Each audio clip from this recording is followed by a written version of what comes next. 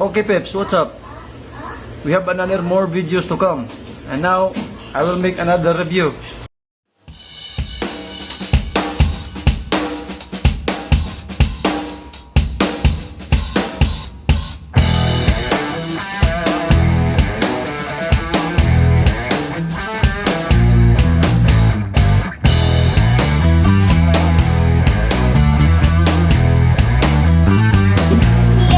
It's a Flex F12. Let's see what is inside.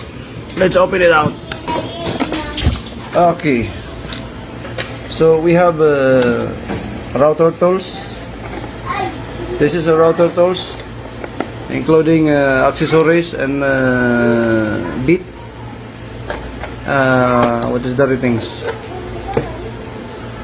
The ratings is, I don't know. I cannot see.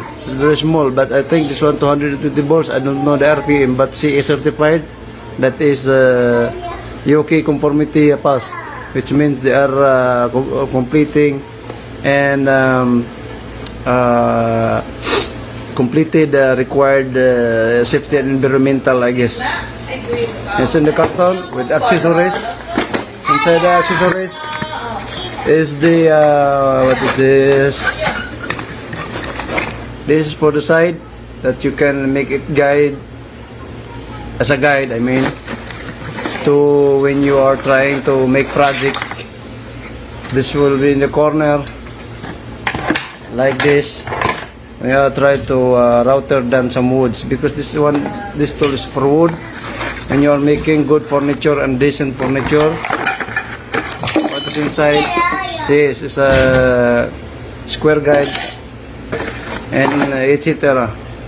We will make it fast. No need to discuss the motors and powers whatsoever. This quick video. This is a quick video because I will cook food for our lunch. And how about an accessories, which is what is this? Okay, a drill router bit, which is different type of profiles, 1 port in shank. And this will make your corners fancy with ranges and yes, ranges, and also guide, and all in one in a box. And you will get this one in somewhere in Bata, whatever hardware store, for in any of the DIY store. You will get different kinds of profile. I wish I could explain one by one of this, but I don't have any time. Hopefully you like it, and if you want decent furniture project, grab this one. You got your router. This is trimming router, not the bigger one. There's another bigger one. This router can be also used by hand, or you can mount under the table. If you want to be comfortable, then put it under the table.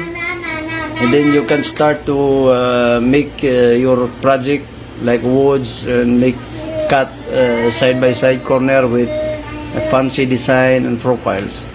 So that's it, and thank you for watching, and don't forget to subscribe, comment down below. Hopefully you can follow me in YouTube.